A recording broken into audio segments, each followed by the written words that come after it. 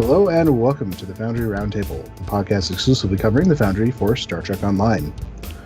I'm your tame Foundry author, Drogan1701, and with me are the Foundry torchbearers, Greendragoon, Markhawkman, and DuncanIdaho. I'm not sure being a torchbearer is a good thing in this context.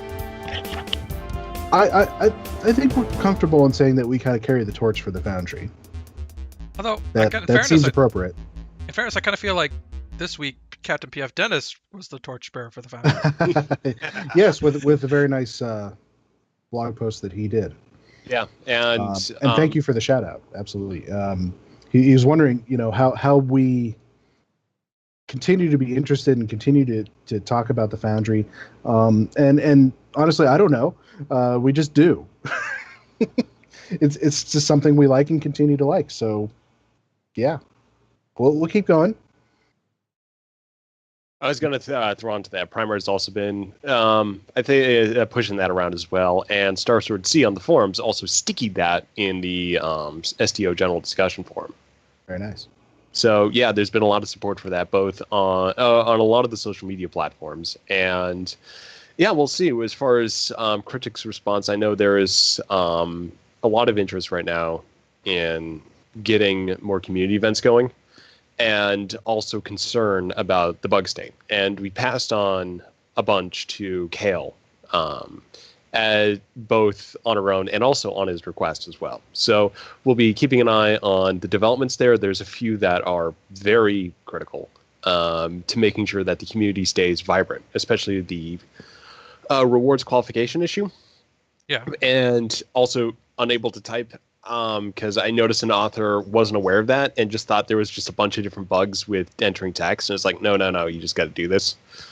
So, yeah, we'll definitely see what Cryptic's able to do, especially as they're moving between projects. There might be a little bit more downtime, at least with the fact that they're not crunching to finish Victory is Life.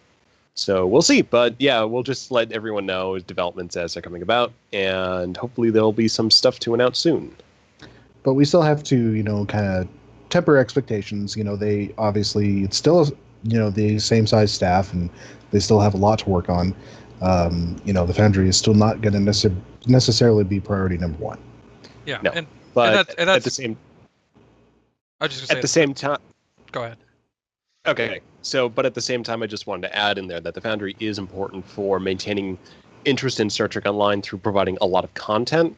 Absolutely. So it's not as bad as the PvP situation, for example, or demo record. So the Foundry does have interest, and we have gotten bug fixes. So, yeah, that's one of the things where I am a little bit more hopeful for the most critical bug fixes. So specifically the typing issue and rewards qualification.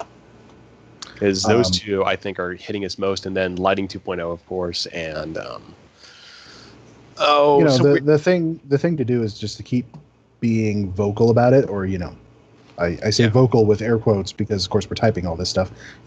Talk to Kale on Twitter, talk to Kale during the 10 Forward weeklies, post on the forums, post on Reddit. Just keep talking Foundry and keep trying to put these issues in front of people. We should get him on the show. I mean, not specifically in this context, but I mean. Definitely sort of step up. Yeah. Let's get Kale on and say, here's everything you're doing wrong. It's on my to-do list. Okay. But yeah, just to sort of get things going again, because we were sort of past the last really long downtimes. I think we could use a bit of a jump start with community interactions, community events, and trying to host a few more big things. So we've got some ideas coming up, and Starfire Theta on the forums has actually been working on something. I don't know how much he wants to talk about that yet, but check out some of his polls because he's asking an interesting question. Sorry, finish up. Okay, which is how do you like treasure hunts? So I'll just leave it at that. That reminds me of a certain player-organized event from a while back that was... Well, some people found the payoff of the event to be disappointing. Others found it to be hilarious. It was kind of weird either way. This is not going to be that. What I was going to say, though, was in your vocality, always be respectful. It's not that the devs hate the Foundry or do it because they don't want to deal with the Foundry. It's simply a matter of they've got a very long list of things they need to do and a very finite amount of time, and it's just a matter of them trying to make ends meet. And and even stuff like the Dyson Ground Battle Zone also has to basically any bug fix really that doesn't like shut down the game always has to compete against dev scheduling. So anyone submitting a bug also has to go through this as well, with the fact that Cryptic might be interested in fixing it, but at the same time, do they actually have the people on staff and the ability to identify the problem? So we'll see. But bottom line is they have X number of hours to work on things, and that doesn't necessarily give them time to work on Foundry stuff. And to give the people in the chat what they're wanting, one of those things is all the hours infinitely imaginable to spend on just making tardigrade stuff. Just nothing but tardigrade stuff. Next season, nothing but tardigrades. All the ships, tardigrades. All the uniforms, tardigrade suits. All the weapons, food. Tardigrades you hold and throw. Just tardigrades. All the food. Grilled tardigrade. Dude tardigrade. Lemon pepper tardigrade. They don't become chewy ever. They just shrivel. Tardigrade slushy mix. Spore slushies. Anyway. You're people suggested a drinking game for tonight's episode. How many times Duncan says tardigrade? Tardigrade. Primar 13 probably already has poisoning from that. Yeah, and we just got half of our audience instantly drunk. Tardigrades. Well, I recommended using water, so they'll just have to take bio breaks a lot. So anyway, let's get to the news because there's just a ton of it. And the first thing is, and I think we should look at this as an opportunity. We have a new executive producer. Yes. Oh yes. His name is Andre Emerson. You all forgot about that, didn't you? No. With all the other crazy news we've had. Well, yeah.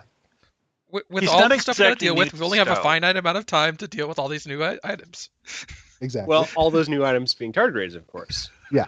But yeah, Andre, he's been working sort of behind the scenes for 6 months.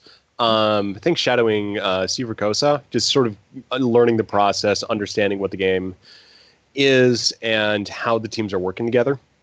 But definitely a big welcome aboard to him, and thanks to Stephen Ricosa, who's moving over to another team, who it's unclear if we can actually give a little bit more information about what he's moving on to, but let's basically just say it's probably magic. It's probably it's probably magic. I mean, which is, that may not be the only thing Cryptic's working on right now. It's probably that.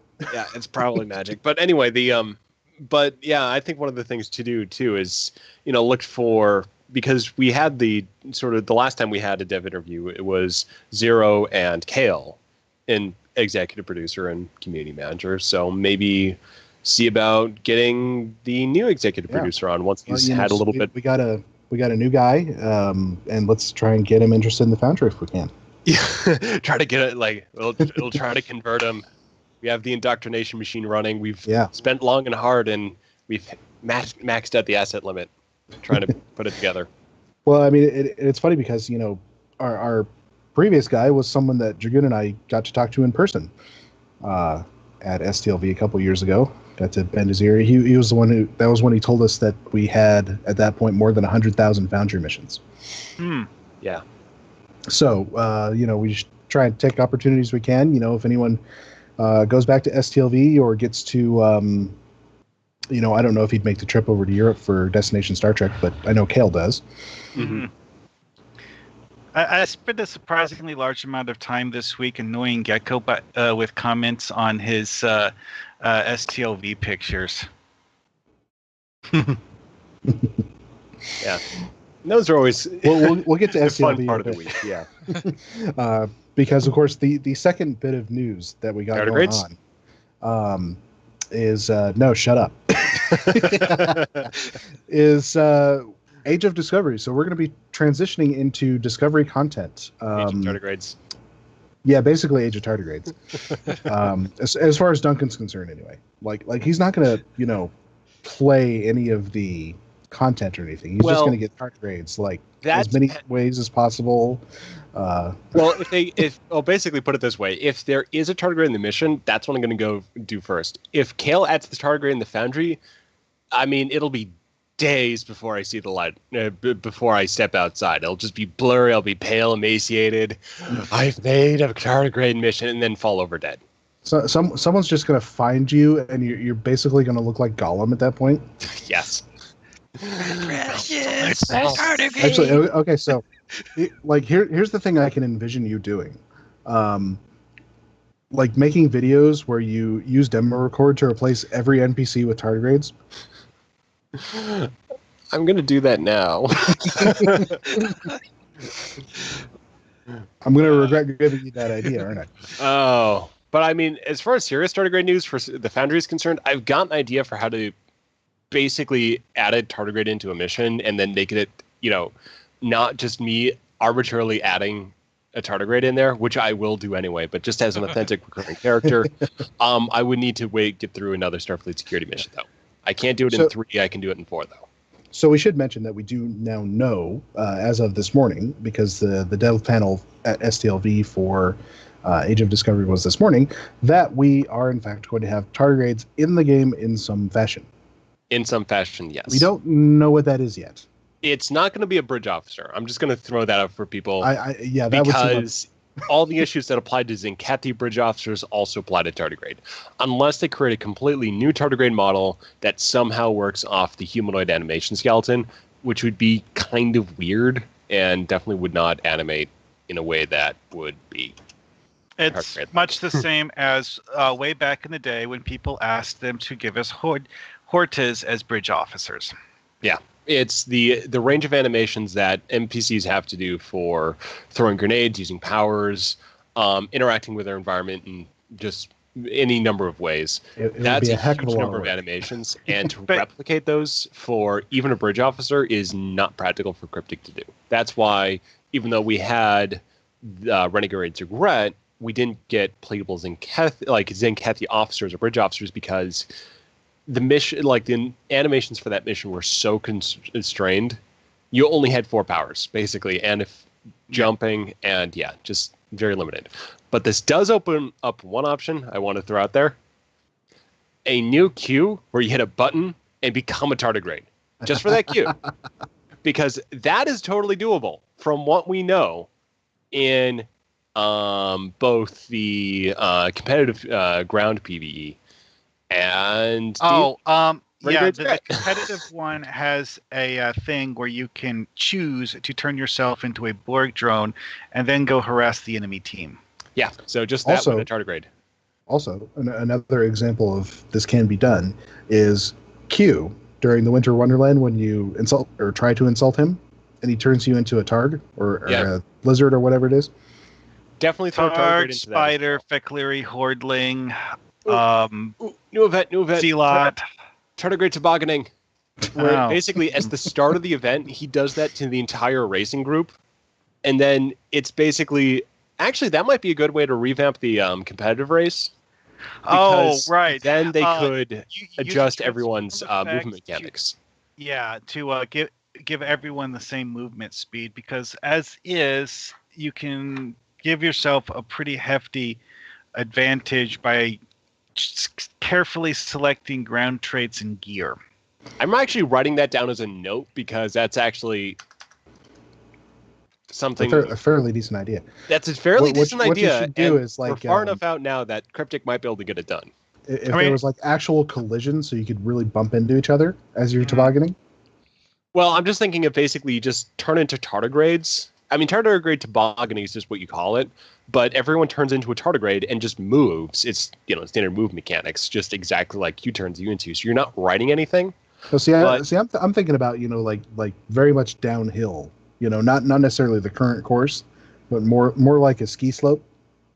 Like snowboarding, except that's actually something that has been suggested in the past multiple times, and they are like, yeah, that sounds cool. Maybe we'll think about it. Well, what's the percentage of ideas that have been suggested versus ideas they've actually taken and used? Let's see here. There's also an ice speed skating event that people suggested. Snow fort building as part of a snowball fight PvP event. Yeah, there have been a lot of suggestions for the winter event, and about 1 million. Yeah. So, but And anyway, they though, have I did time make a to do, note. like, They one do. exhibit. They do have some of them that they have actually done something with, though, because I know that someone on the forum suggested the idea of ice fishing simply because it's a frozen lake. And hey, we got ice fishing. A But that also- really They weird do Star Trek utilize, twist on you know, ice fishing, but we have ice fishing now. They do utilize player suggestions all the time. I mean, If they not think bad, it's for sure. something they can do. I Yeah, mean, so and also when there's like 20 suggestions and they only have time to do one of them, well, hey, yeah, and also plus, with any plus the things that suggestion, they think of. yeah, and with any suggestion, it has to go through the dev panel. So never take a player suggestion as something that they will do because it's a player suggestion. It always has to meter out against internal discussions and development. So and there's always a possibility that it's actually a coincidence that a player suggested it and that the devs did it because one of them thought it was a good idea and not because a player suggested it. yeah, and to be absolutely fair, that also includes tardigrades and agents of discovery, because it's very likely that stuff would have come about because Ripper is a central character to the story of the USS Even Glenn, without all of the cool artwork that you've been sending. without me. So I can take no credit whatsoever for the tardigrade actually showing up at STLV. It's definitely something that will make sense. You may in the not story. take it, but I may give it to you. Okay. Just for fun. Anyway, so what else we got? So we got Agents of Discovery, not Agents of Discovery. That's what Brian's calling it. I said that earlier too, but yeah. So because it's going to work a lot like Agents of yesterday. Yeah. So we know that they're like from a previous discussion that there will be a Discovery faction. It'll have a number of episodes. We're not quite clear on how many at this point because there's a bit of conflicting information. Maybe 3, maybe 2. Which ones are multi-faction, which ones are part of the new faction, that's not clear yet. They haven't provided hard details. But we did see today new Klingon assets and a confirmation of a character that is actually not from the show, but one of the comics. Yeah. And that was... Wait, which character was that? Some tie-in comics. Jula, or Jaula, however you pronounce it. Yeah, Klingon. Jula. It's going to be Takuma's sister, apparently, and the matriarch of House Mokai. I see, yes. A character who logically should exist in the Star Trek Discovery series, but was never actually seen on screen. Well, it sounds like there was a lot of stuff that they had ideas for and then just didn't have time to do. I actually just went ahead and bought that comic so I can read it. Yeah, and I think that's really interesting because it's actually our second instance, the extended, what we could refer to as the Star Trek Extended Universe coming to Stowe. The first was the Eventine. And reference to Ezri Dex being... There's more than that. Oh, really?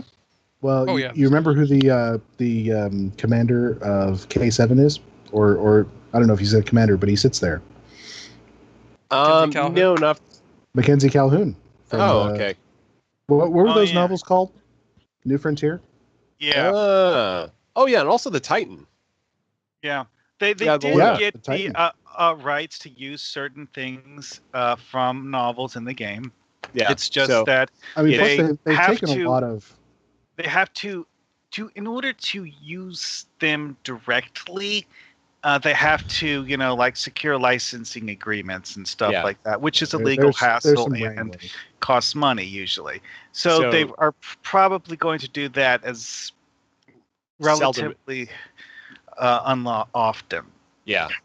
So, but it is interesting that they're already bringing in these extended tie-ins, because especially for the first flush of content, you'd think that maybe they would just sort of focus on the basics, but no, they're actually digging into some of the detail, at least with some of the character relationships. Mm-hmm. So that's pretty cool. They also, in accompaniment to, I'm blanking on the name, Takuma's sister. We also saw Jula. Okay. Is it J apostrophe?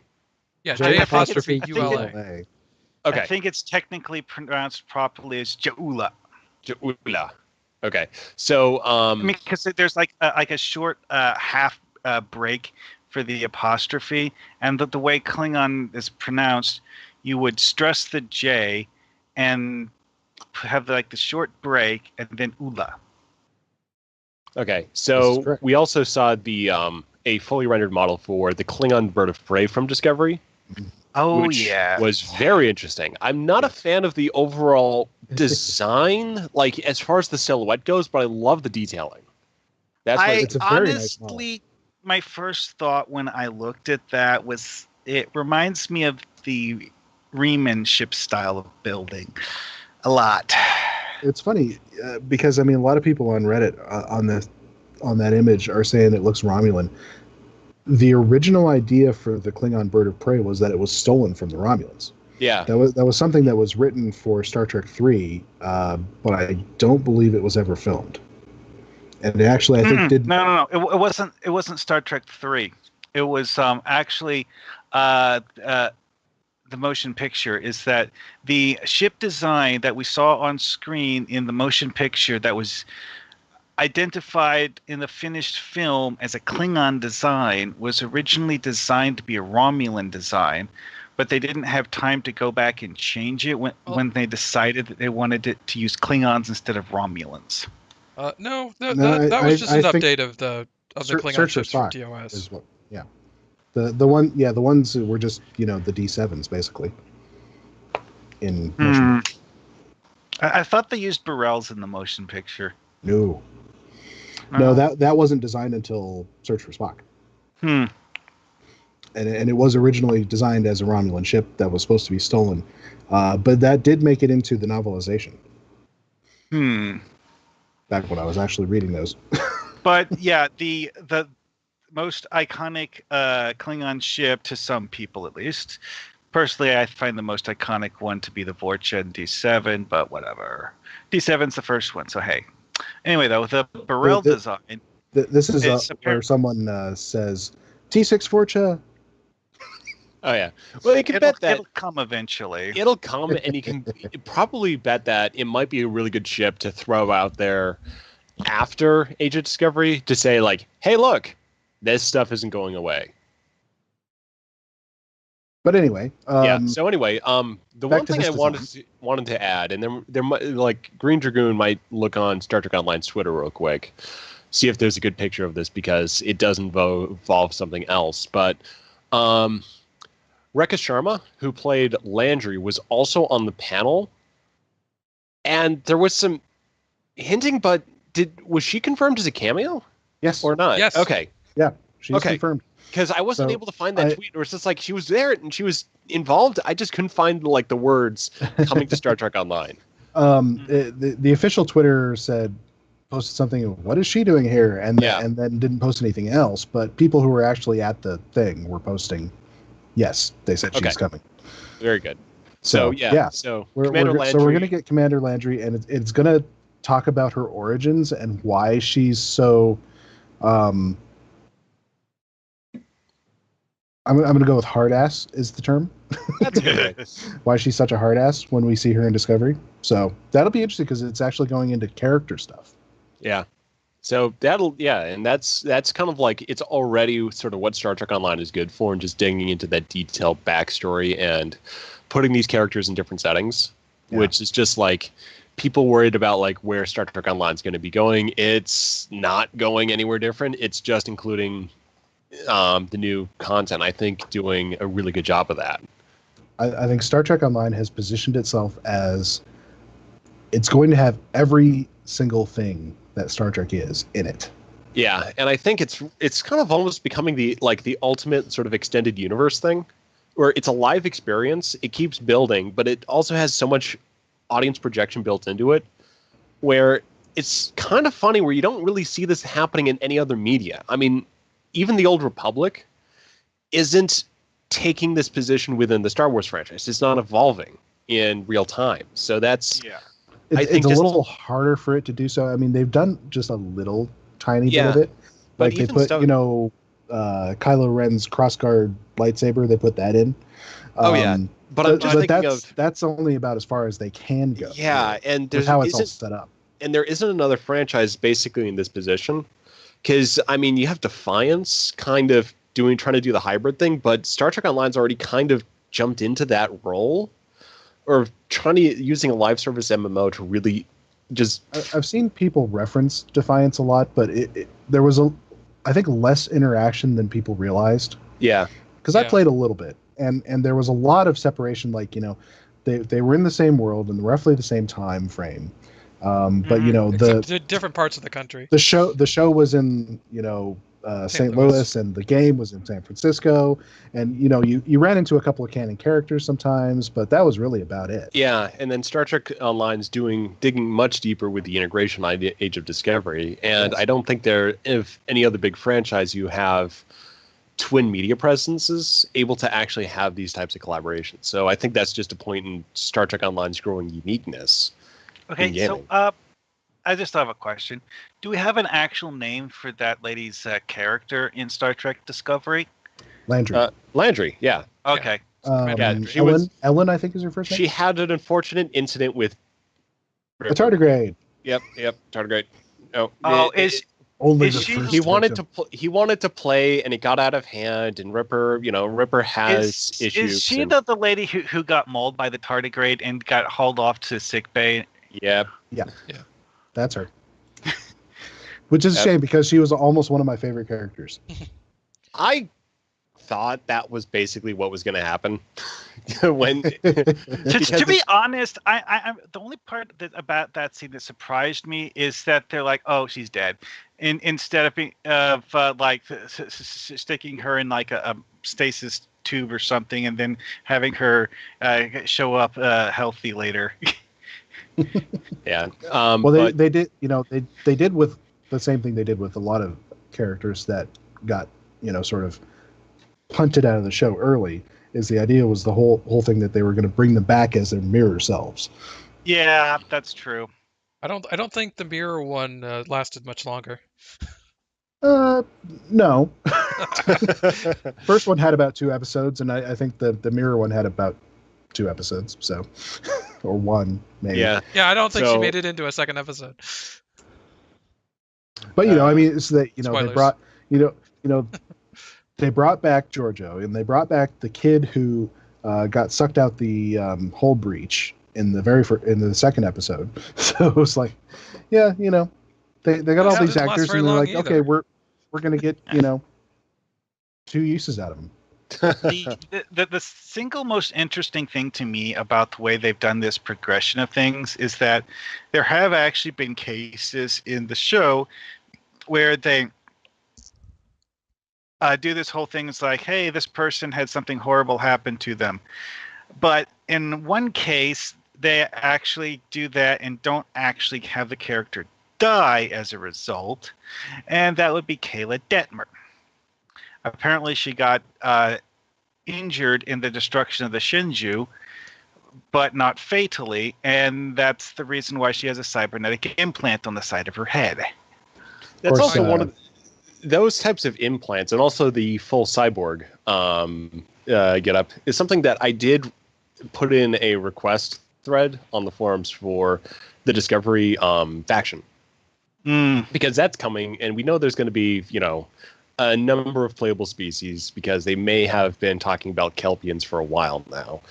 But it kind of struck me that I would rather not see like anyone besides like human, Kelpian, maybe Saurian, but then cyborg, just completely new species options. And the human has option. Well, that's the thing, is that the Andorians are part of Agents of Yesterday, and then the Tellarites and the Vulcans, they're in there too. But it's basically, if you're trying to be economical and try to get the most bang for your buck out of the Discovery faction, try not to have it overlap. So if you want to make you can basically use Agents of Yesterday to sort of satisfy a few niches, and then Age of Discovery for others. You try to keep it as separate and unique as possible, because then we get the most out of it. Because if they put Tellarites, Vulcans, and Dorians in there, that's already species options we have taken from Agents of Yesterday. That doesn't really get us as far. Right, but with Founders of the Federation races, they can basically copy-paste the race. They can't. We know they can't. We absolutely know they can't do that, because when I say copy, When like, I say we copy know paste, I mean that they don't need to create new character model assets. They can reuse the existing ones for Vulcans or Andorians. we know that doesn't help, because the major issue on adding a new species is the back end work. That's what takes the most time, and why we didn't get for Agents, or just basically with any of these expansions, a proliferation of races that may have been justifiable. They've really had to be economical because it takes them a long time to add these species. That's why, when looking at Agents Discovery, I think the most productive option is to throw in the new ones, because the old ones we do already have playable, and we could effectively get Discovery versions of just by adding those as customization parts. Whereas we don't have Cyborg, we don't have Kelpian, and humans kind of a given because they're so central to Discovery. So I think one of the things that I kind of wonder about, though, is that have they explained what kind of cyborg that person is? No, which is where STO can really come in. I think she's an alien species, but like it's definitely that cyborg option I think would be great because it's very Discovery-ish. It doesn't show up in other series. It's so identifiable, and it's just new, it's interesting, and yeah, I'd really love to have them as a playable option.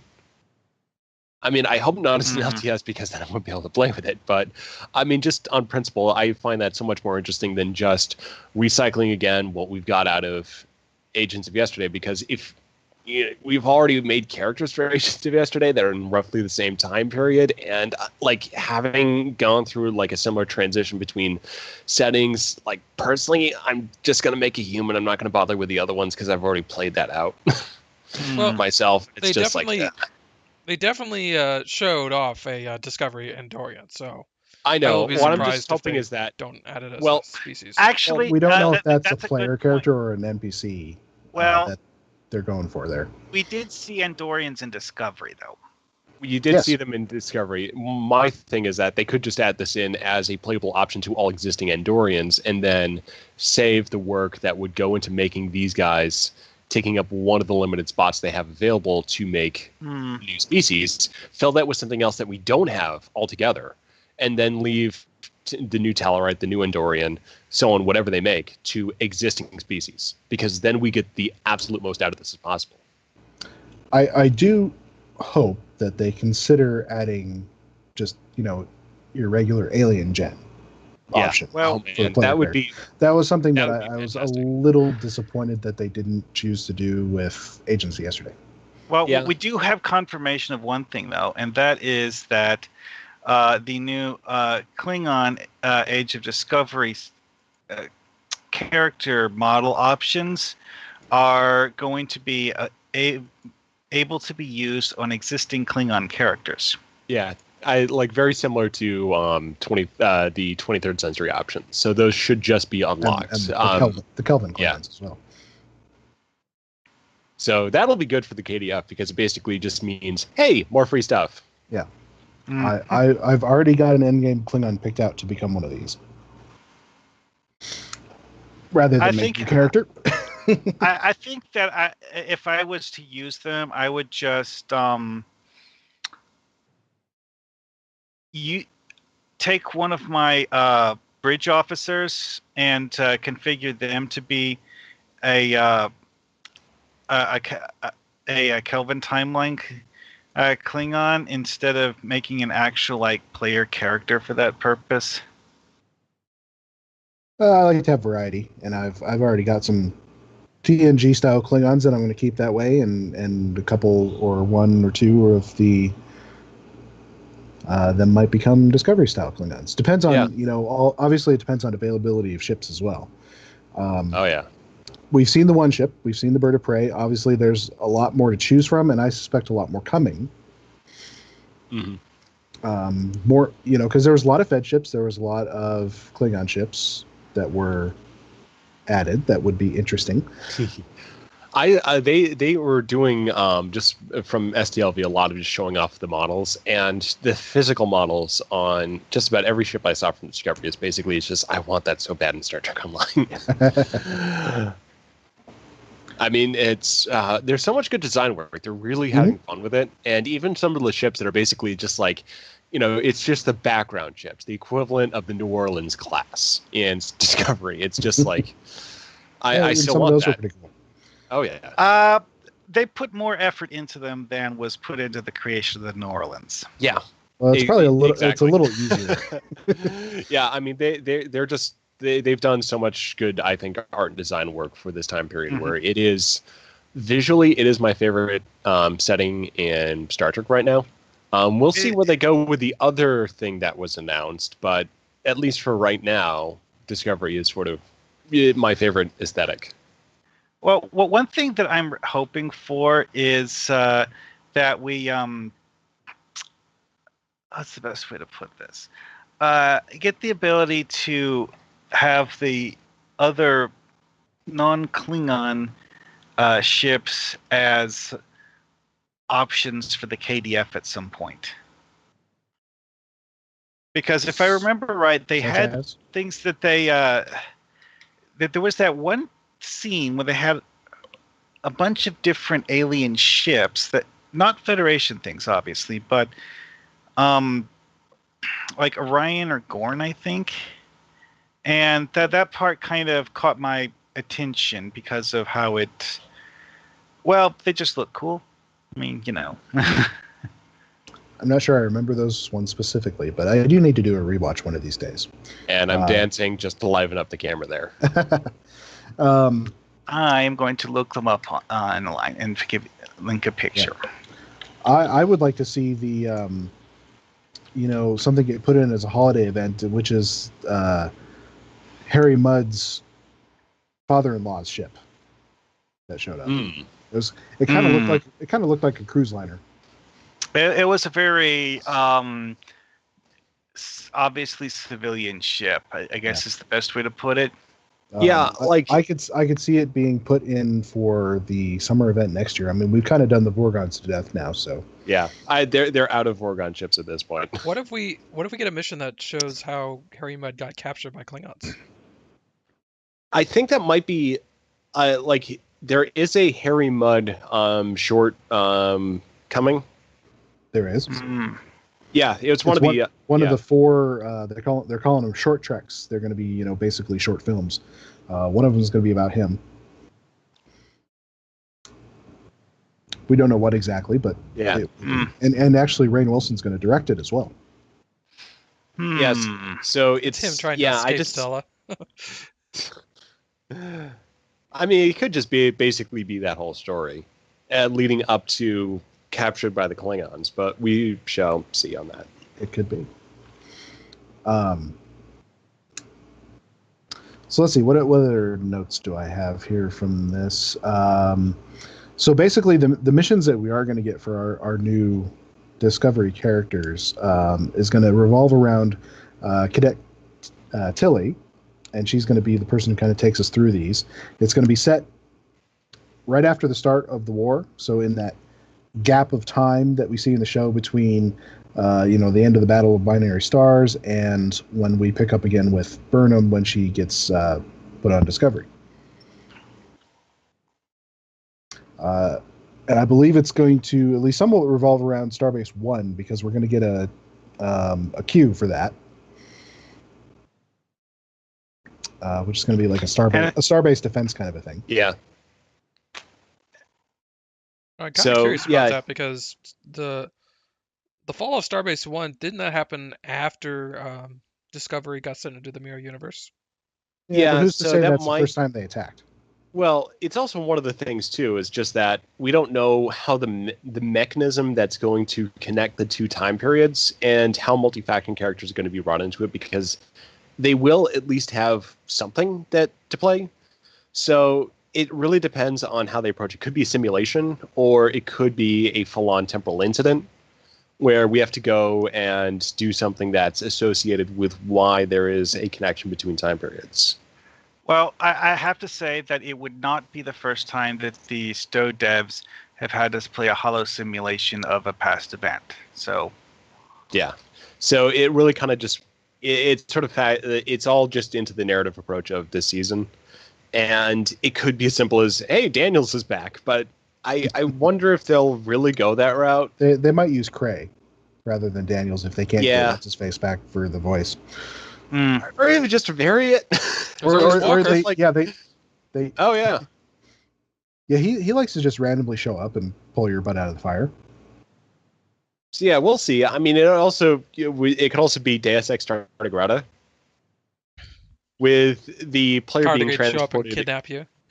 Well, basically, it's just you try to it's basically it happens by accident where a Tardigrade's just spore jumping through at the last moment, and he just happens to spore jump to 2410, and that's how you arrive in the new setting. You just hitch a ride.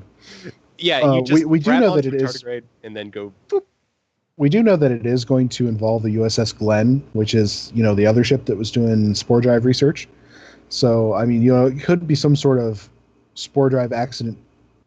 It could be the actual spore drive accident that hits the Glenn that we see the aftermath of in the show is what sends you to the 25th century. That's what I was thinking, that with the episode order, if they do Korvat first and just do some battle with the Klingons there, and then lead that into the Walker, and you're on the Tilly leaves, you're on the ship, and then the end of the episode is the spore jump accident, and then you're getting catapulted forward. I think that's a pretty reasonable arc, and you don't need to involve Enterprise, and you can really keep the focus on Discovery. Mm-hmm. So there is something I've been kind of curious about since this was announced. And this relates back to reintegration with the 25th century. And that is... So they're not releasing everything at once, like they did with Agents of Yesterday.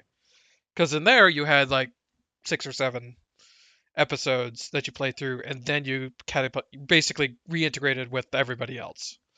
But plus, there were two at the very end that were released at the same time. Yeah. At the very end of the temporal Cold War arc that we were doing at the time. Yeah, but the part I'm wondering about is that, so we're only getting a couple of episodes, and with more to come, is what are Discovery characters going to do while they're waiting for the rest of their episodes to come out? Well, I would say they're probably going to go through their normal arc. So it might be that the first 2 episodes are set in the Discovery time frame. Then then the 3rd episode is a multi-faction endgame episode that, just in terms of when it's made available, I don't know leveling requirement or anything else like that, but that would then directly involve Discovery events in 2410. Yeah, it starts off some sort of Discovery-related plot line in 2410. And then that's what we continue to interact with without having to go back in time. So we get a couple of episodes in the Discovery time frame, jump forward, a 3rd episode that is set in 2410, and then the episodes to follow are also 2410, barring temporal and universe hopping shenanigans. I have no doubt that Cryptic already has figured out a solution to this. I'm just kind of curious what it is. Oh yeah, because they're writing it, so they're making the missions. They've obviously thought of this. Oh yeah, we're not focused, or in this case, we're not focus testing for Cryptic. We are whenever we talk about tardigrades. Yeah. So basically, we are just spitballing here. What would we do? Oh yeah, just basically our speculation on what might they do to in light of the fact that Agents of Yesterday also exists and was much more, even from the start, being led on by Daniels. So I think even just for repetition's sake, I don't think they're really going to lean on him because that plot line's already been done. Maybe they could do something with you've got your first couple of episodes that you do in Discovery's era, and then at that point some accident occurs and opens a temporal rift that connects the Klingon War with the 2410, and that's how modern captains get access to Discovery's era. Is it kind of acts like a separate quadrant, with the rift being the portal to it. I think the question there would be, why then would Cryptic lean so heavily in the last episode on setting up Discovery-related plots in the Klingon Empire. Because that could be the ongoing thing. You do remind me of that Worf is the new torchbearer, and maybe we're going to go into what that means. Yeah, because I think that might be an easy way to kind of keep the Discovery plotline going. You have something that relies on Discovery history, but doesn't take place in Discovery. So we go to places referenced like in the show, but but we're doing that in a different era. So we're sort of following along without necessarily having to relive the war or go through a whole lot of complicating temporal shenanigans. Mm-hmm. Because, again, we've kind of been here before. We've gone through that type of thing. So, yeah, it's kind of like, I think it depends on the comfort level. I imagine they would try to do it a different way. Yeah. Than they've done before. Well, Gecko did say in an interview with Priority One that it'll work basically exactly like Agency yesterday. Yeah, I think in mechanics, sure. Yeah, in mechanics. But it may not be Daniels rescuing you at the last minute. Okay, but it'll work the same. But yeah, it'll work the same as suddenly you are now in and then jump forward. And I mean, it was important, I think, in the press releases that they called it what it is, which is an alternate start experience. Which is kind of what they should have called Agents of Yesterday. Mm-hmm. Well, it's what people called it on the forum, to be honest. It's because, you have a different tutorial, and, well, that's about it, really.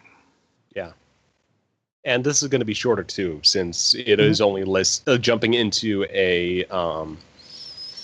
it's really only jumping in at realistically 2 or 3 episodes. Yeah. Maybe even 1, depending on how they write it. But I think that's actually a good thing, because it allows them to, the next things that come out, to put them at Endgame and start a Stowe-related, but also Discovery-related plotline. Yeah. For everybody. For the Jim Hadar, it made sense to put them at that level because of the fact that story-wise, we don't go to the Gamma Quadrant, and they would have to write like an entire leveling storyline before letting you leave the Gamma Quadrant, which they weren't going to do that much work. They just weren't. No, and definitely within the context of what Victory Life was, how much they're putting into each individual episode. Though the one thing I should note is that the Discovery faction will not be Endgame. It will be starting level 60. Yeah, it's definitely starting at low level. Well, that's what I was getting at, though, is that's why they're calling it an alternate starting experience, is because they don't want people to think it'll be like the Victory is Life mini faction. Although you sort of wonder, why wouldn't they have done that? Why wouldn't they have started this one at 60 since they just have, the precedent set that they can do that? Basically, you don't want to, it's basically to provide variation, because for a healthy MMO, you want to have new leveling experiences in addition to new endgame experiences. We just had a big influx for endgame, so they're not just going to keep hitting that same button. They're going to shift over to doing early experiences, because it's not like one format's been demonstrated to be inherently superior, and that's the one they're going to keep doing. Mm-hmm. They're going to vary things as necessary. I think that it's actually comes down to story, because when you look at it, the Jim Hadar, like I said, is that the Jim Hadar, since they're Gamma Quadrant Jim Hadar, for story reasons, they can't be in the Alpha or Beta quadrants prior to a certain point in the game storyline, which happens to correspond to most characters getting to level 50 or something. So you couldn't put them in the story before then. However, with the TOS mini-faction, or non-mini-faction, depending on how you want to call it, alternate starting experience, let's call it that one. For that, for story reasons, you have a different tutorial which does several things. Then you get dumped into the Federation storyline at the beginning of the game as if you are a regular Starfleet officer. We may have. I think is maybe the same thing they do with Discovery, because you have the a different tutorial for the Discovery era Federation people, and then they do regular Federation storyline stuff afterwards. Of course, you also can kind of think of it as, in terms of story, the Jem'Hadar makes sense for them to start at level 60 because they come out of the test tube ready to fight. Whereas a Starfleet officer, you got to train them.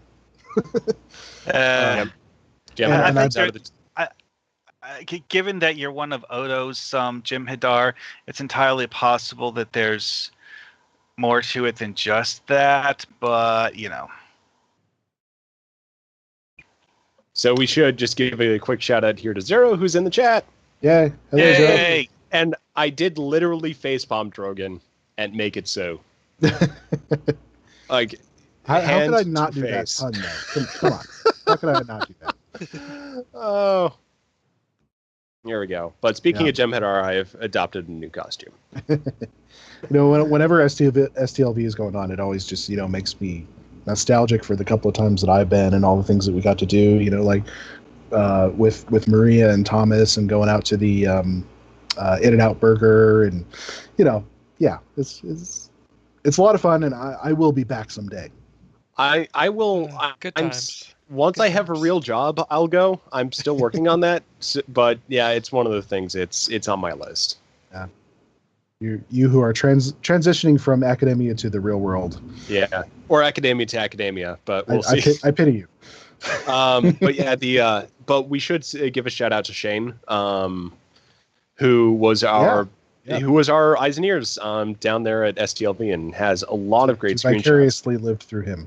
Yeah, so if you want to check out what he's posted, it's at STO_Shane at Twitters. And yeah, he's been having a lot of fun.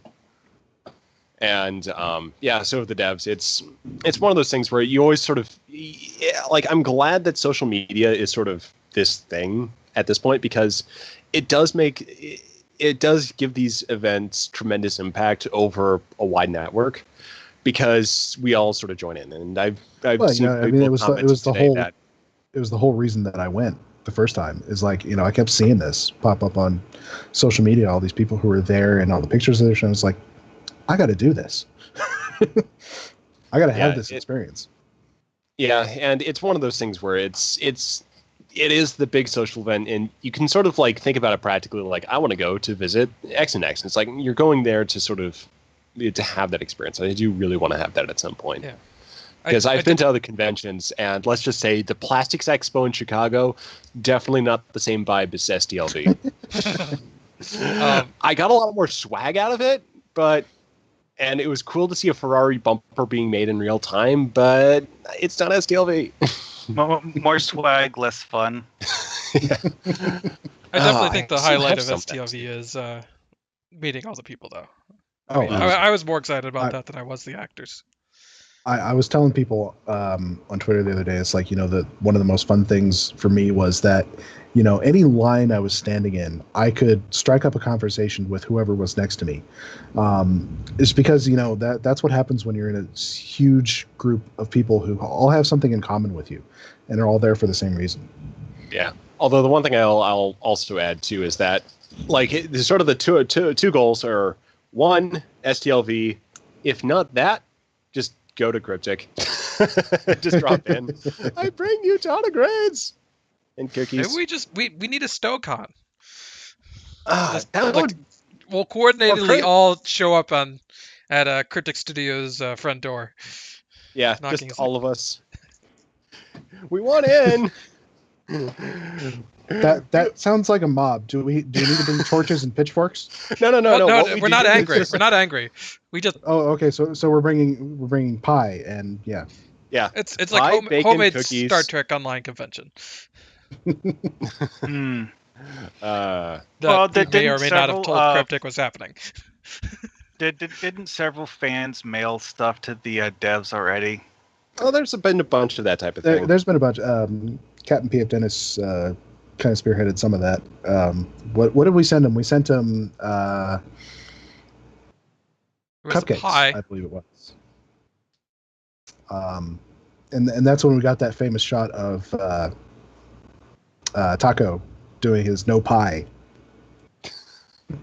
fist shake. Did we do the pie top 3 system? I believe we did. Yeah, that was the second version. Of course, our inside contact Rogue Enterprise is no longer there. Yes. Unfortunately, he's still in the area, so we could also, there's also Zero in the studio and just Kale, because Kale just he mailed something to me because of what I want on 10 Forward Weekly. So we've still got contacts over there. We've got avenues. Yeah, I'm sure if he asked nicely, Kale would. Yeah. Kale's like, no. Intercept and seriously inspect any package here.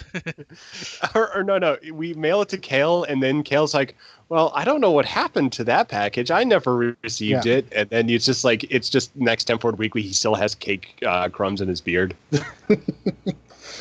Yeah. I didn't receive any cakes. At STLV, I actually sent back a set of mugs that basically said Foundry developer on it. And instructed to give to any developer who worked on the Foundry.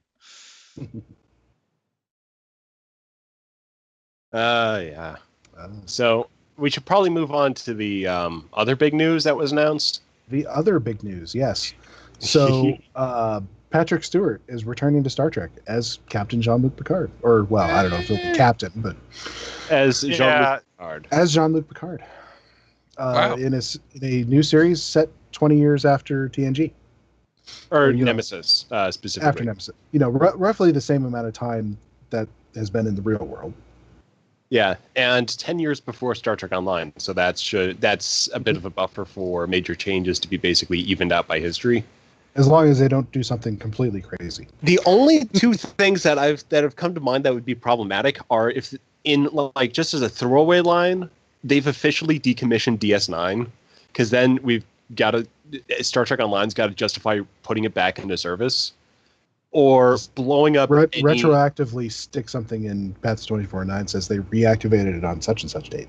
Yeah, but I think the big one would be the ones that they would absolutely have to make a new timeline for Stowe if they would blow up Earth or Kronos, because that's any lesser change is okay, but specifically those two planets, because it's both structural and so immediate to the player experience that you can't take away Sol or Kronos from players. I think Bajor would also fall into that category. So those 3 planets in particular, I think, are definitely going to stick around. I think Pajem would also that'd be hard, but I think a revamp would take care of that. But it's definitely the faction hubs. New Romulus we don't have to worry about. I think somebody mentioned also if they decided to do the Enterprise F, that would be a little bit awkward. Yeah, but it's still a little it's going to be one of those things where the Enterprise F, Cryptic, CBS has acknowledged the Enterprise F, and it's been marketed as the Enterprise F. So I could easily see them not doing it, especially with the fact that giving Picard the D, E, and F. Yeah, that would be a little much. Nah. But I actually not too worried about it, just because you're right. Cryptic Cryptic works very closely with CBS, and it definitely seems like CBS wants to do more of this integrated, expanded universe. Yeah, my personal suspicion here is that what they're going to end up doing is something along the lines of diplomat Ambassador Picard. Well, it's not likely he's going to be action hero Picard from the movies this time around, because he is not a young man anymore. Yeah. And they've got Discovery running as sort of the young series, so I could easily see the Picard series being a little bit slower pace. And I kind of my thought of it is basically DS9 meets West Wing, with Picard in an established diplomatic role, maybe moving around a little bit. But the main thing is just dealing with the complications of the core of at the core of the Federation. So maybe he's moving around between Earth, Vulcan, and other sort of hotspots, but him definitely in that senior ambassadorial role and not tied to a particular ship. So I think because that would also give sort of Or if most he was, it room would for be Discovery. specific for that story. It's not like he's in command of it. Yeah, and it definitely wouldn't be a frontline ship. It would kind of like be literally a vehicle. Well, it sounds cliche, but the first thing I thought of was, oh, Captain Picard comes out of retirement to be the captain for one last mission. Oh, God. It's horribly cliche, but it was the first thing I thought of. Yeah. So we'll see. I mean, they said that there's no scripts.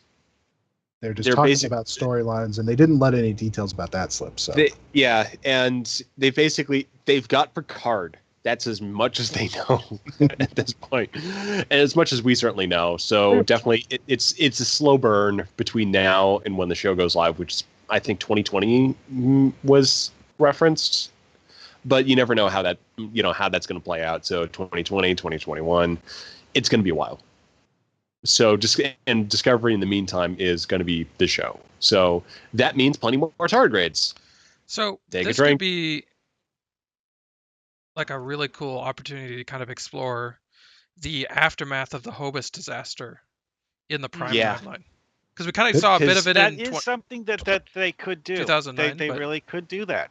Because they did say that it is essentially canon that Nero did stuff in what would be, from the Prime timeline's perspective, the future post-Nemesis. And Picard had a lot of clout with the Romulans in that time period. So sending Ambassador Picard to negotiate with the Romulans post-Hobus would seem to be as one person would say, the logical choice. One thing I'm thinking about for that is like how they could just sort of set up the dynamics of the show, because it's definitely going to be, it's like, just at least judging from Discovery, it's not going to be so cut and dry, at least with the Federation, or likely isn't. So preface anything as that type of speculation. But one thing they could do to set up an immediate conflict in the character is that, say the Romulan Empire falls. It's just in complete disarray. Picard wants to help them. Starfleet basically is more of a standoff, pragmatic, just sort of deal with the situation as it immediately affects us. That then sets the character to have a very sort of current events perspective on helping in a refugee crisis. And it also fits with Picard's character. And the show at least starts on that footing of, there's stuff going on in the Romulan Empire. It's falling apart.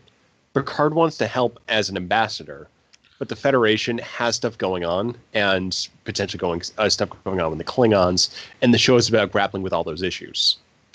See, that's part of what I was getting at when I suggested that they might borrow from the Path of 2409, if only in vague strokes, because that is one of the big things in the Path of 2409, is describing the Romulan Civil War and how the Empire was literally torn to shreds, to the point that one planet in the Romulan Star Empire applied for Federation membership because they were tired of the Romulan BS. Yeah, and it's also worth noting that the Path of 2409, they may end up following certain parts of it through convergent evolution, because it was a very reasonable projection on all the events, kind of a first draft of a post-TNG universe, and they did a pretty good job with it, sufficiently to establish Stowe.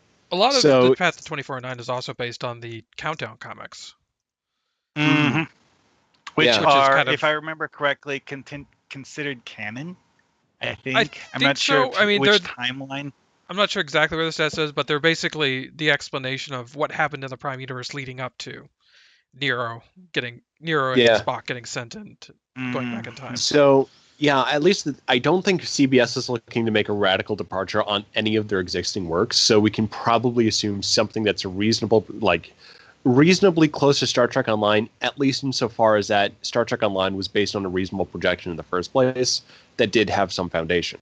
So what they do is going to be playing with similar ideas, whether or not they were directly lifted from the Path to 2409 or the circumstances around which the Path to 2409 was originally produced.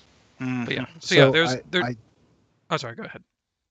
I was just gonna say, I said on Twitter earlier today that I was sort of wanting to not have all the actors from TNG show up on this new show because I felt like maybe that'd be more fan service and less. Yeah. I mean, that'd be good for the might get story. like one or two. But... The exception would be if they went with this new Romulan thing that you guys are talking about, Sela. Sela would be a good one. Has mentioned that she's interested in reprising the role. She'd jump at it, absolutely. Oh yeah. We know how much she's enjoyed working on Stowe, and I mean she that would just be a fantastic sort of antagonist to all of this going on. Yeah, and they can do a lot with her, short of killing her and still not interfere with Stowe. Well, actually, they could kill her off, and the Sela that we're working with is a clone. There's 100 ways in Star Trek to bring somebody back. Transporter duplicate, found her from a parallel dimension. But she turned up one day riding on the back of a tardigrade to take a drink. Given that it's Sela and what Sela has done in Stowe, one thing you could say is that she created some sort of a duplicate of herself, and then the duplicate died. Like what you were saying, or she faked her death. It was a hologram. She beamed on at the last second. well, like the transporter duplicate thing he was talking about is that intentionally write a transporter program so it's a combination emergency beam out, and it creates a transporter duplicate of yourself in the process of the emergency beam out. But yeah, if they do go the route of the post-Hobios Romulans, yeah, I think Sela would be a missed opportunity if they don't use her. There are a few other characters that I would be interested in seeing. Tomalak? Namely No, we can't. Sadly, Andreas Katsulas is dead. Okay. That's and Tomalak wasn't in Nemesis. But you're thinking maybe Dinatra. Yes. Dinatra would be a good choice.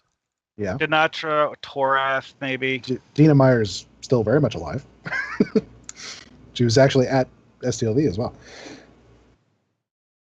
That actually might be a hint. Or it could just be that she felt like being there. You never know. Yeah. I don't think they have enough of a script yet to know whether or not she's in the show. I don't think they have any of that. Like yet. any details at this point are just basically. They have the first building block. Which is they've got one guy of a new show. One guy in a time period. Yeah. Now they start writing. But yeah, there's a lot of fodder in that time, and even with the Path of 2409, it's not super explored. No, I mean, it's gonna be 2 or 3 years before any of this comes to affect Stowe. Although the entirety of the Path to 2409 is, I think, 2 pages of text. So, I mean, it's basically like a story outline, not an actual story. Yeah, I remember there being like longer blogs, like interviews between characters and stuff like that in the original presentation. Mm-hmm. I don't know how much of that has really been preserved, but definitely the focus is also on a lot of the recognizable characters. So it is highly selective to what's already canon and what fans are really expecting to see. So giving a lot of fan service through referencing how certain characters ended up, bringing them into the story, pulling them out. So yeah, it's just there's so much in that time period that you can deal with. And it's sort of true to any time period you choose to use. Like if they did like something in the interstitial era between the motion picture, and TNG, there's doubtless plenty of stuff you could do there. Because it's an 80-year gap. But yeah, this one in particular has a lot of pivotal moments. And I definitely am really looking forward to it, especially the ship design. Because that's Cryptic's going to jump all over that when the time comes. Well, and it's interesting because we've had, Cryptic's version of what do post-TNG ships look like. And now we're going to get somebody else's version. Yeah, and it's going to be nice.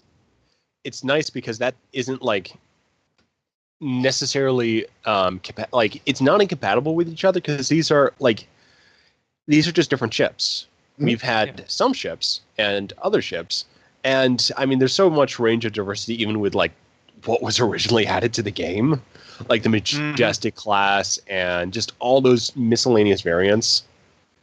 Yeah, and a lot of our current designs are very much 2410 specific. Yeah. So, and I have no doubt that as they introduce new ships, still will be ever jumping on it to bring them into the game. 100%. But 100%. it was kind of like, it's funny with the timing on this, because we were sort of running out of canon ships for Cryptic to use for continued Tier 6 stuff. And the answer between this and Discovery is no. They're not going to run out of the foreseeable future. No. I mean, they blew the doors off. And yeah, there's gonna exactly. God. I mean, like I think the people that are probably happiest in Cryptic, probably the people who are making the ships, because it's just like, we have so much now.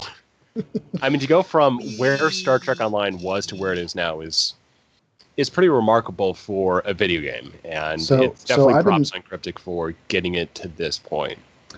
I've been thinking about that a little bit, and with where we are with Star Trek right now, okay, so we got an ongoing TV show, another one in the planning stages. Which is the post-Nemesis Star Trek that everybody was asking for. Yeah. Yeah. 2 movies in development, and a game that is becoming more integrated with the canon Star Trek that's ongoing. Specifically more cooperation between CBS and Cryptic. This is going to be a really good time for Star Trek and for Star Trek Online. And with all of this going on, obviously people have been predicting the death of Star Trek Online since it started. I don't foresee that happening. And in at least the next 10 years. Yeah. Longest funeral ever. Yeah. And you can already bet that people have been raging on the forums, raging on Reddit, basically, even within minutes of the Picard announcement, it had already been internalized into the basically the self-pleasing narrative of people who are just so dead set against what basically amounts to Star Trek at this point. Because, I mean, Discovery does have stylistic elements, and especially a tone that it is challenging. I mean, to say the least. But at the same time, with how that integrates to the health of the game, at least as far as Star Trek Online is concerned, I mean, our tone is very well set based on the production needs of the game and the storytelling format of the game. And it's like, I mean, we're sort of almost in the best position to absorb this content because we've got selected stories, selected integration, and at any moment we can just dip into any of the other settings. Now, I should say that there's the caveat of, I don't see it dying within the next 10 years unless it becomes unprofitable. Yeah, of course. But I also don't see that happening. Yeah, and it's sort of it's in a very good position for just basically even doing a lot in maintenance mode, that it's really hard to see where Star Trek Online is really going to fall down. And even if it does, I mean, it does at least provide a really great demonstration for how to build a game like this for some successor down the road to really take up. Although I will say that better have the Foundry if we ever get to that point. But that's also the one thing to reiterate too for our recent push to get more attention for the Foundry. This is a really big time for Star Trek Online. A lot of interest in how it's being integrated. The Foundry could become a really powerful tool for that, maintaining the game over time, allowing players to make a lot more connections between all these elements that are coming in. So definitely be sure that you are, people in the Foundry community, especially the senior people, are trying to be active, that you're looking at building new missions, helping people out, playing missions. And if you find one that you like, definitely let us know, let people on social media know, really sort of help, just get the community going again after the extended downtime sort of took a little bit of the wind out of our sails. So definitely a good time to, get reinvigorated. We've got something coming up that we can't talk about right now, but definitely we're looking to do more big community events. And again, Starfire Theta is also working on getting another project going. I think we're maybe looking at getting that sort of in between our big projects. So we'll see exactly how he exactly how that works out. But definitely, if you got some ideas, let us know, and definitely keep building those missions, playing those missions. And if you're sort of new to the Foundry and are interested in getting into it, because I notice we do have a lot of people who are are active listeners right now. If you're interested in getting into the Foundry, which to get into a actual definition is the user generated content tool for Star Trek Online, we build our own missions or our own social maps. It's a really powerful tool for telling stories, building series, not to the same level as the developers, but we've got so much flexibility that if you want to tell a Star Trek series, just build something that's completely your own, you can do that completely in the game. Other players can find it. And before, as we're making our next big announcement, I'll be putting together a guide on the official STO forums for what you guys need to know for getting into the Foundry, specifically the bugs we've got going on right now, and a few general troubleshooting resources and links to our tutorial series. So if you're interested in the Foundry, definitely keep an eye out there within the next couple of weeks or so. And it might be a really good time to really kind of jump in and just see where it takes you, because it's a great creative medium. It's a really nice, happy spot between a lot of different disciplines that allows you to have creative control, artistic control, but not to the point where it is really hard to get into. It is very user friendly. So it's not like building a map for Unreal. You don't have to be you don't have to be a 3D modeler. You don't have to be any of that. Yeah, easy to learn, difficult to master. Yeah, if you know how to put one thing on top of another thing, you can take it from there. I actually had a discussion recently with someone on DeviantArt who had apparently been making these short little comic strip things using screenshots of his bridge crew from the game to make a little comic strip things. And I was like, you could just write Foundry missions if you want. It's I'd actually kind of thought about doing that, but I just didn't think I could do it any better than attack pattern tugs. Oh, yeah. This guy's stuff wasn't particularly elaborate. It was basically all a bunch of Taylor pictures. So he more or less just had them standing around talking to each other about stuff. Look, we all have somebody's shadow to live in. Yeah. So Johnny Snowball. We got about 40 minutes left. Maps. We all live under his shadow for the Foundry. Let's do something in the Foundry. Okie dokie. Let's just do something completely random. So somebody throw out an idea for a map for Dragoon to build. I got one. Okay. Using detail assets, make a tardigrade. No, I think I already gave you that challenge. No. I in the context of this specific show, I gave you that challenge. All right, hey, give it a shot. This is the Tardigrades RS episode, and then we don't have to ever mention them again. No. They will never come up in discussion again, especially if Kale adds the NPC in the Foundry. We'll never reference it. We'll never speak of Tardigrades again. It will never come up, especially if I make the entire Starfleet Security Season 4 about a tardigrade, which is probably the probability with that happening. All the characters as tardigrades. No, all the characters. And all the maps just made of tardigrades. No. That's going to be screenshot art. And the dialogue just says tardigrade. No. I've established that Lieutenant Tardigrade knows how to write. So he's left messages for the player. In my last one, he asked the player in a pivotal moment, you're like, power up the spore drive, let Lieutenant Tardigrade know that we're going into combat. And then your officer comes sir, I can't find Lieutenant Tardigrade, and he's left this note. And the note was from Lieutenant Tardigrade saying, could you take care of my turtle? He is a very good turtle. I have to go do something, but I think he will get very lonely. And then just he's in a very particular style that was, yeah. Which also actually means now that, for legalese, in case Kale ever listens to this, Lieutenant Tardigrade is now owned by CBS and Cryptic Studios, because I did write it into a Foundry mission, and I've read the EULA.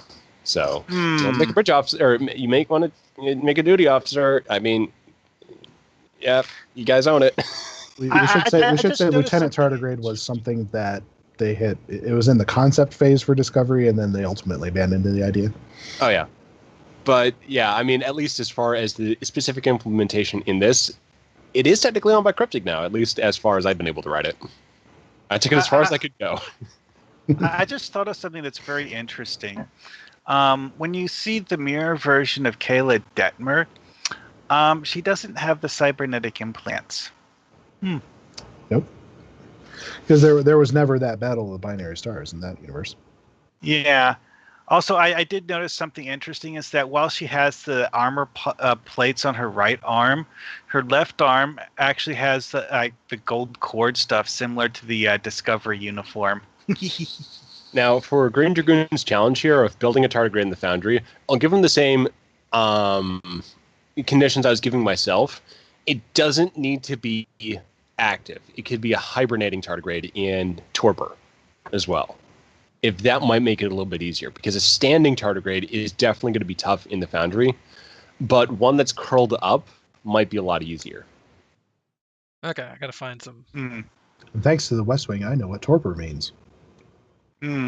Apathy and dullness. Or sleepy time for tardigrade after he's dehydrated. Well, yeah. See, torpor is basically, it's like you're not asleep, you're just like sitting there like half asleep, sort of. It's like when you're sitting there looking through your Netflix and you say, I have nothing to watch. That's why Ripper, when it goes into hibernation in Discovery, it's not the experiments they're doing to him, it's that he's bored.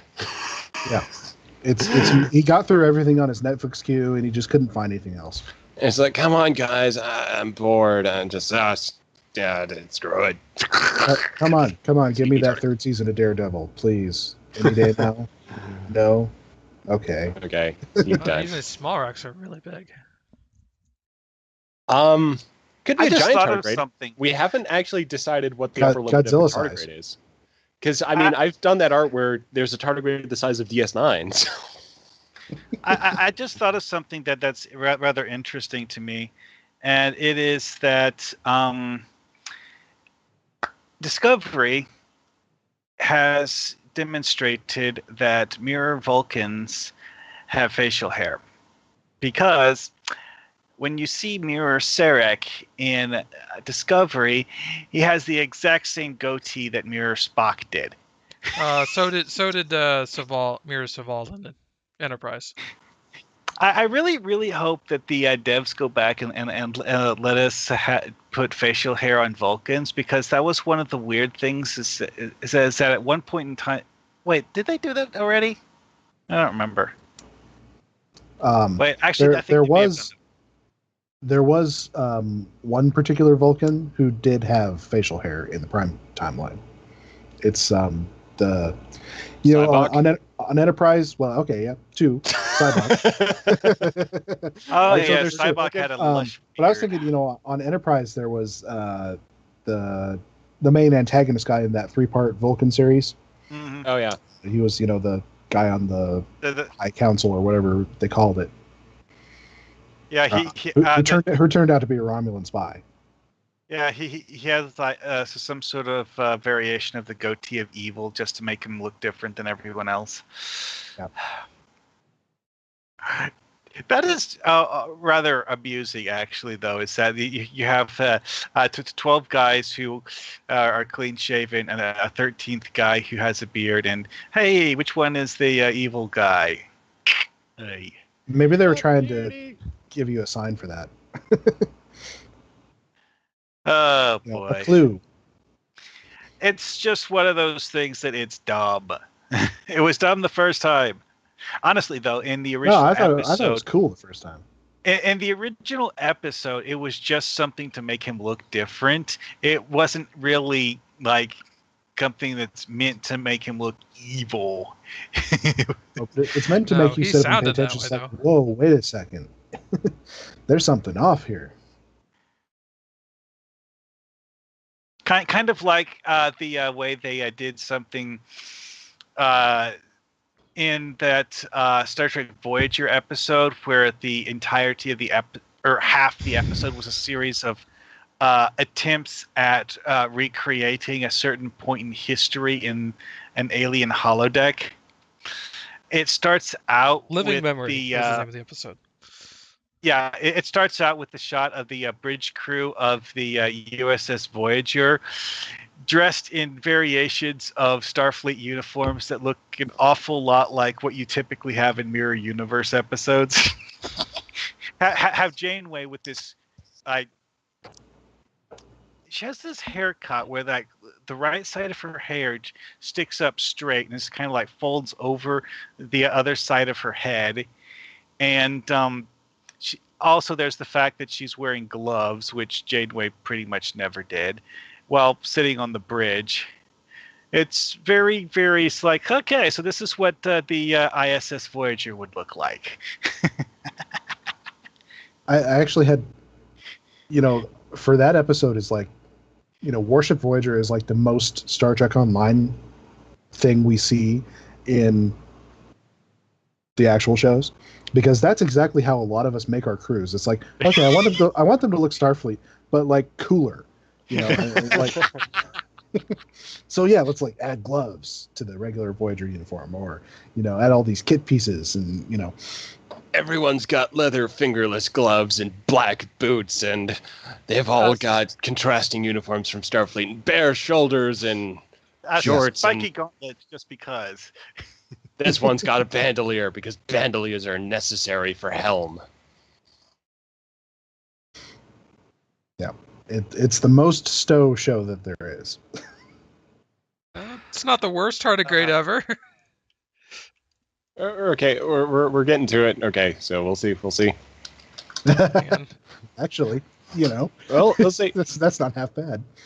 I mean, yeah, as one that's been there for a while and has got plants growing out of it, yeah, that's not too bad. Like a very long hibernating tardigrade. I wonder if you can put a small rock around its head to define that a little bit differently from the body. Yeah. Yeah, I need something for the head. Oh. We're not going to go with the idea that it's an X tardigrade? Oh, we'll see what we can do. Tardigrade exoskeleton. Yeah, but that's a good start. It could be a dead tardigrade. There are no dead tardigrades. They're indestructible. That sounds like a challenge. Sure. No! Why you make baby tardigrade sad? Sad. We're not trying to make it sad. You're trying to make it sad. Because someone has to. They're not dead baby tardigrade. They're just sleeping. So someone has to provide an alternative to your sort of Care Bear style tardigrade-ness. They're hugglebugs. They go surfing and they've joined Starfleet security, and they want to wear pants. That's their greatest aspiration. And they make good eating. Oh. Having a hard time. In a stir fry with a nice Szechuan sauce, That's what Szechuan sauce is made out of? No, Szechuan sauce is made out of kelpians. It just goes well with tardigrades. If Soylent Green is people, then Soylent Red is tardigrades. Tardigrades are blue. Here's something fun for you. What over-the-top title would your Mirror Universe counterpart have? Tardigrade Wrangler. See, because I was just like going through the list of episodes and noticed a few amusing things, like Mirror Giorgio has the title Overlord of Vulcan, among like 8 others. And Mirror Tilly has the Witch of Werna Minor, which we have no idea what that means, but it would be interesting to find out. Anyway, so what would yours be? Moist.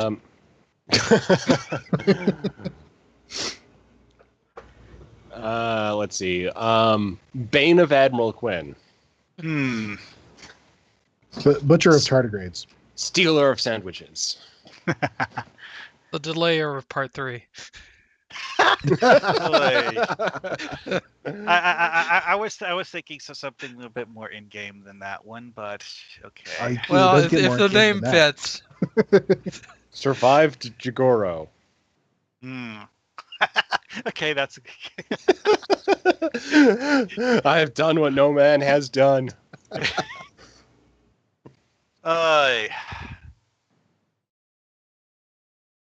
Well, I was thinking it's like specific characters I have in the game, and it's like so I have one character who's the Borg Terminator guy who is called 5 of 13. I think his would be so something or other about having killed a whole bunch of people. I just can't figure out the right way to phrase it.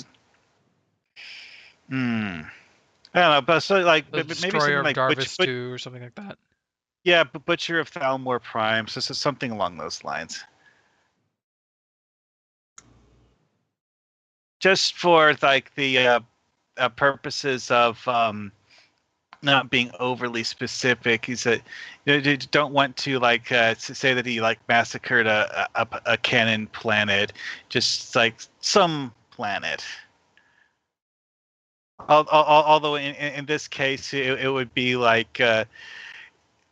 implied that he basically wandered around the planet just killing everybody with his bare hands or something.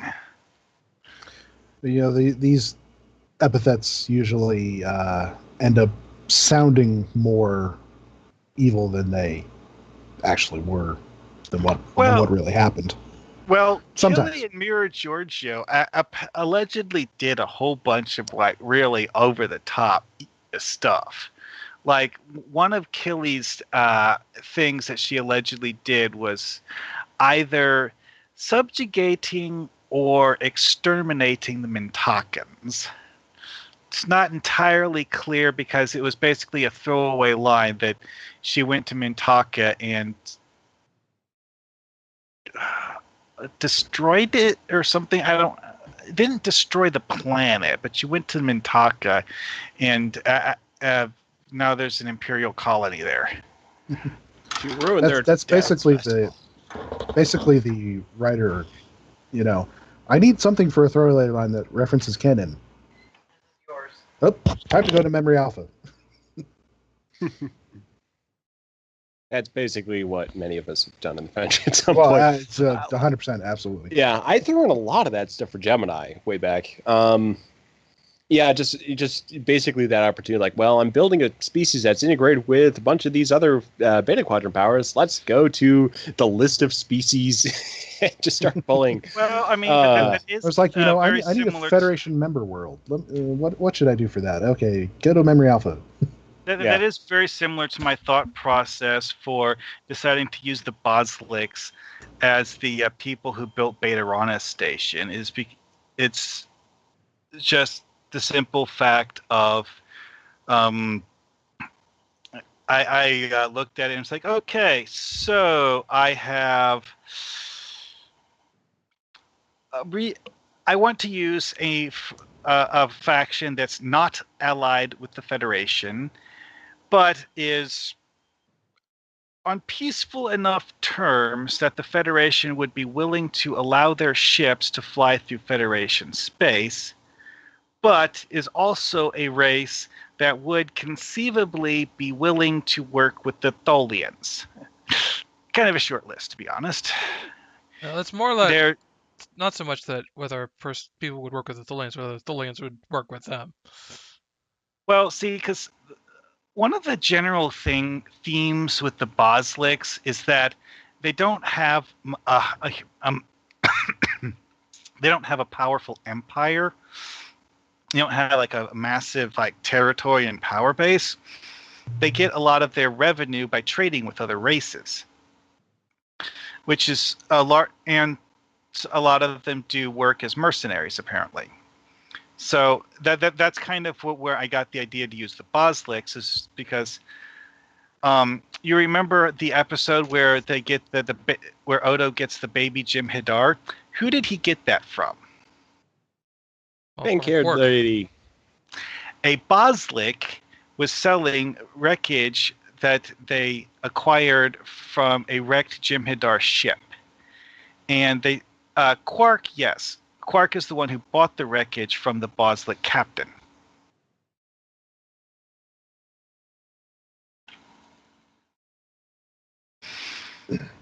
So it's just that whole like general like they're written as being like a rather mercenary race. They're like, okay, you want us to do what? How much are you going to pay us to do that?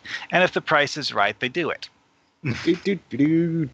They're not necessarily an amoral race. It's just that, you know, they're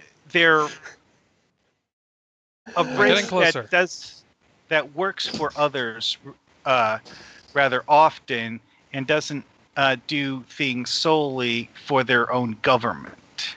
I just with the prices right and Jem'Hadar offspring, that would make for a very interesting showcase.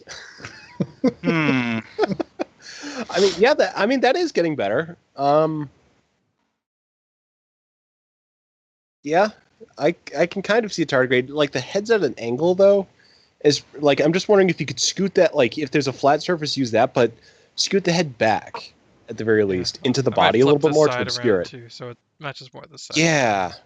But actually, that like if you sort of just by moving that in and re-angling, don't look at it too closely. Yeah, it's totally a tardigrade. Yeah, it's another species of tardigrade. So yeah, what you could do is just like bring that back, re-angle it, and there's going to be a side on there that'll work. So that would be minimally sufficient for a standing tardigrade. I think the biggest thing I'm going to run into is that it's not moving in there, for it doesn't look like it's alive. Well, yeah, but it looks like a fossil tardigrade.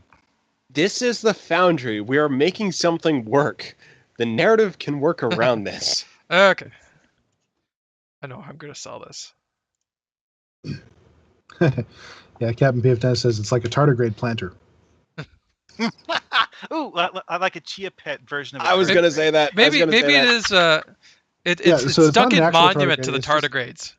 Yeah, or it's just decoration for his living quarters. Yeah, or it's a Federation research team putting a dummy tardigrade out in the wild to try to attract a real one. I like it. Or it's big game hunters using a dummy tardigrade. Yeah, it's like, what is this? Well, it's very poorly constructed, and I think this is a sack of potatoes. But I think they're trying to attract a tardigrade, and you can write a mission around that. It's okay if we put a spore on it, they'll come, and they'll think it's a real one. Well, they have to do. Yeah, that takes that mycelial fungus and plant the mycelial fungus on it. Hey, that kind of looks like those vine thingies you have sticking out of the top of it already. Well, yeah, I mean, you could say that. Yeah, This would be the worst Foundry challenge ever if we gave... Foundry challenge, make a mission out of this. Hey, I'll work with what you give me. Well, I know. I mean, as far as like a Foundry mission building challenge for the community, like this is good. I mean, as far as making a tardigrade in the Foundry, it would be cruel of us to say, use this as the inspiration for the next challenge to say, hey guys, you have to make a mission that is not just including this, but about this. Well, I mean, you remember that's actually the one of Brandflakes' things that he observed about some of his early Foundry challenge attempts was that people apparently decided that it was too restrictive and that they were like, no, I don't feel like writing something for those criteria. They're frozen in time. That's why it's not moving. Oh no!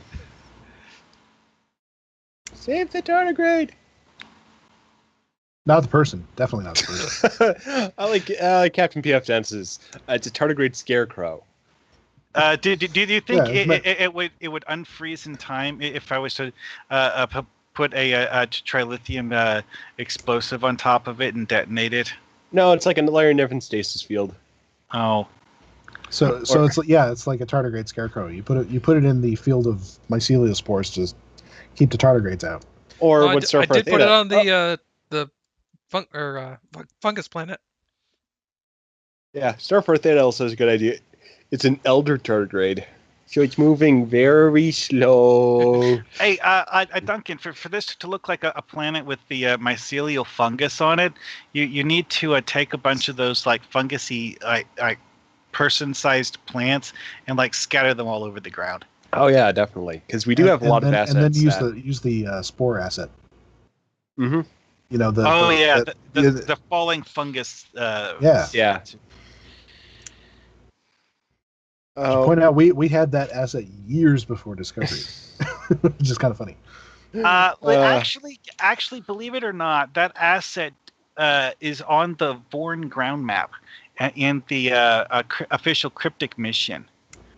If I remember right, the Vorn ground map explains that it's basically a global defense the Borg were using against uninvited visitors, which means that unless you know what it is and already come to the planet with a countermeasure for it, you're getting assimilated just by breathing the air.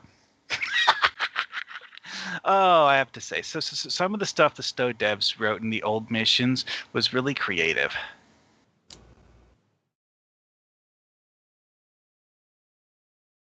Tardigrade. Take Just more remembered we have drinks. Undyne parts. Mm. Oh yeah, those two. This is true. I mean, there is one that's basically full up, just pretty much you can use it as another species. Oh, wait. Okay. Go to Undine canister. Like, it's going to be one of the Undine canisters. It's not the incubator pod. You'll know it when you see it. There aren't any Undine canisters. Okay, There's pipes, I gotta. Yeah, there's a it's crate. one of the boxes. Yeah. Okay, there's a crate. So I'm it loading is. right now, so I have to wait for it to. Okay, it is Undine console 03. Apparently, it's a console. But I know exactly what you can use it for. Not a tardigrade, but something else. Tardigrade with a very big head. Oh, right, that thing. I think I know what you're talking about now. Yeah, it's listed as a console, even though it doesn't actually have a display screen on it. It's just this big lump. Well, it's a big yellow thing on it. Oh, okay. I do like that. I did see the preview there. I think that's onto something because that little crest. It's a little too big, and I think the console might be too small. Oh well, the one I was showing you though, you just use that as a whole asset. It is just a tardigrade from the distant future come to warn you of catastrophic events.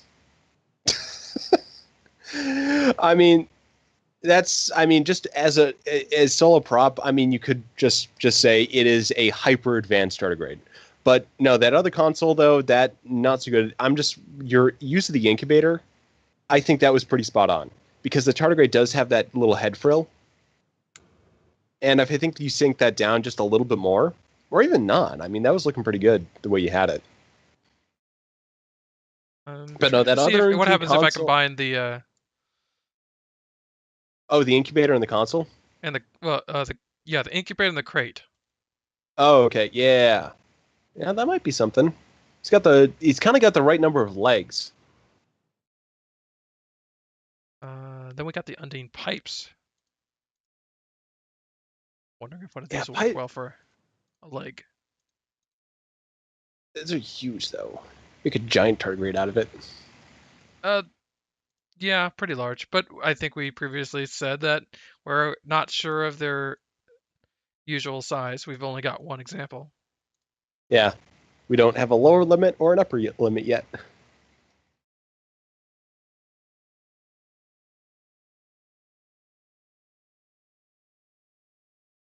Well, these pipes are angled the way I need them to.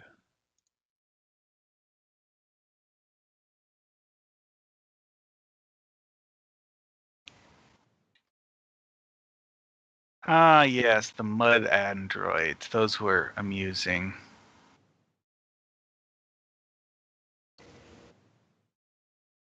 So I must have missed this one earlier, but Star Trek Online posted a video of Aaron Eisenberg stopping by their booth and complaining that his character model didn't have enough muscle. Oh. Get swole. Yeah. Well, one of the more amusing things that I saw was a short video of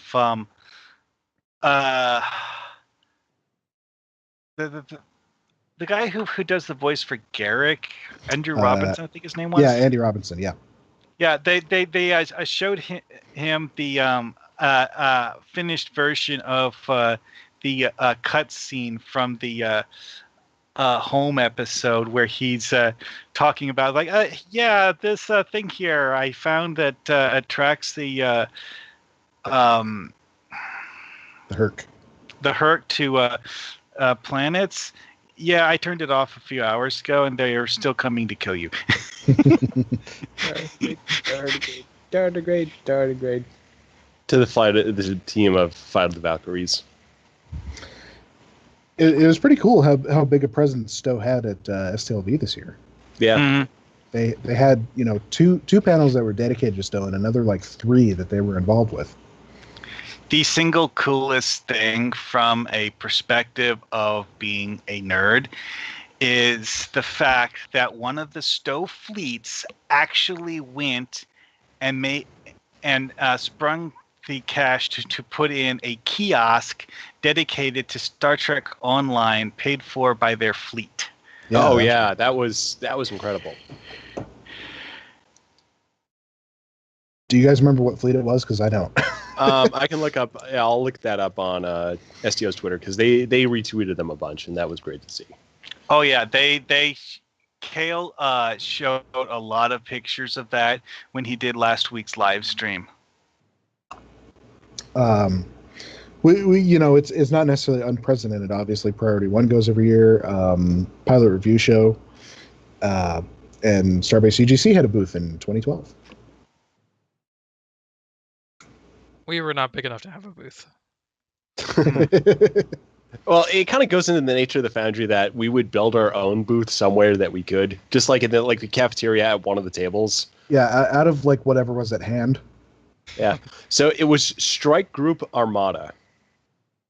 They were the people who had their booth, and yeah, they had a Ryza theme going on. Yeah. It's not even the fact that we would be opposed to paying for the booth. I'm sure we could scrap this cash together, but we'd have to man the thing, and I don't think any of us want to sit around all day to man the booth. There's so much going on. Oh, hold on. I wouldn't want to sit there all day. I mean, actually, there is one thing we could do, and we could have someone sitting there building a Foundry mission while various people watch. I could totally do that because my job involves, just as working as an education tutor, sitting at a desk and waiting for people to show up with questions about biology and statistics. So I could do that totally. The posting glowing lines on this version are interesting. So if someone wants to send me to STLV sometime, I could totally operate a Foundry booth. Can pay for it right now, but get a fun GoFundMe going. I really wish I had the budget to go, but I don't. Actually, I could do one of two things. I could make Foundry missions. Also, that's looking great, by the way. I really like how that's turning out for the head frill. I mean, it's a little big, but again, this is an old tardigrade, so that factors into it. Yeah, at the very least, it's moving a little bit, so it doesn't look completely dead. And it's very recognizable too. I see that, and it's sort of there's less ambiguity with is it just a miscellaneous creature? It's no, we're going for tardigrade. So if you wanted to, you could kind of set up a scene similar to the when they had it in the holding cell on Discovery, where you could see it, but it's not well lit, and so you could probably totally throw that as a passable tardigrade, as long as you're going to need to. I just one thing, you're going to need to throw together the asset coordinates on this one. Okay. Because what we could do is basically we would just duplicate the coordinates on a map, and then we could just move it as needed. Yeah, there's 10 objects in here. Actually, I'm wondering something now. Hang on.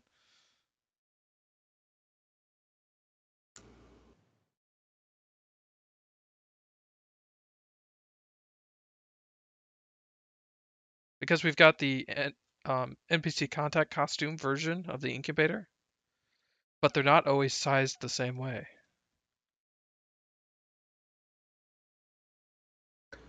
So, in thinking about the ships that we're probably likely to see, something I recommend is follow at Star Trek Models on Twitter, because they've been putting up very, very nice pictures of their upcoming Discovery ships, and I think these are the ships we're likely to see in game. Yeah. So if you want a very nice picture of what you probably will be available to fly in, later this year, I think we'll get a Discovery pack, similar to the Yesterday pack. I don't think it'll be maybe that big. I would certainly like to have something on the C-Store. I realize it's not a full expansion, but okay, no, it's actually bigger. Okay, so we'll stick with the prop or with the asset version. I just thought of something that makes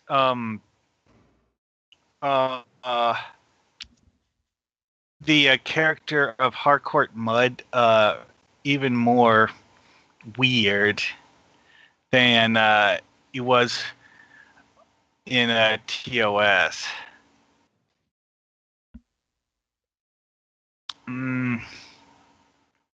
Namely, the fact that he created an android replica of his wife because his wife decided to divorce him. I don't know that his wife ever divorced him. Or wait, no. Well, the two of them were married and then decided something. They married and he escaped. He was running. It's been a long time since I've seen those. Well, anyways, though, is that in the TOS iMud episode, he creates an android replica of her that, is his loyal servant, just because, I guess. And he later names his cargo ship after her. So somebody just posted on Reddit some pictures of their 3D printed Orion Corsair. I gotta say, this is one of the best ones I've seen. It's very cool. Speaking of which, I got a notice that mine is in the process of shipping. Mm-hmm. Cool. Did you see? Was it Thomas posted a picture of his Chimera? Yeah, he had one. I thought of you immediately because I assumed that's what you ordered. Yeah, I probably didn't get as big as he did. Mine's going to be the 4-inch one. Yeah.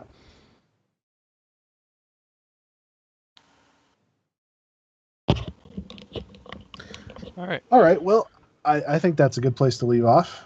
Got a nice little tardigrade there. Wait, hold on. We've got to name it. Bob. Josh. Bob was first. So we've got Bob the Elder Tardigrade. He holds all the wisdom of the universe. But he's also very, very scattershot because he just wants spores. Spores? Little spores? Well, he is on the mushroom planet. Tardigrade. He's just like digging through the dirt right now. Spores. All right. Well, we got Bob the Tardigrade. But I think that will do it for us for this evening. So, Dragoon, if you want to put up our contact info. Okay. We can be reached by email at foundryroundtable@live.com. We are also on Twitter at foundryroundtab. Drogan can be reached at Drogan1701. Duncan can be reached at Gorgonups_SSF. Mark can be reached at Markhawkman. And I, of course, can be reached at Greendragoon. All right. Well, thanks everyone for joining us, and we will say good night. Good night. Good night.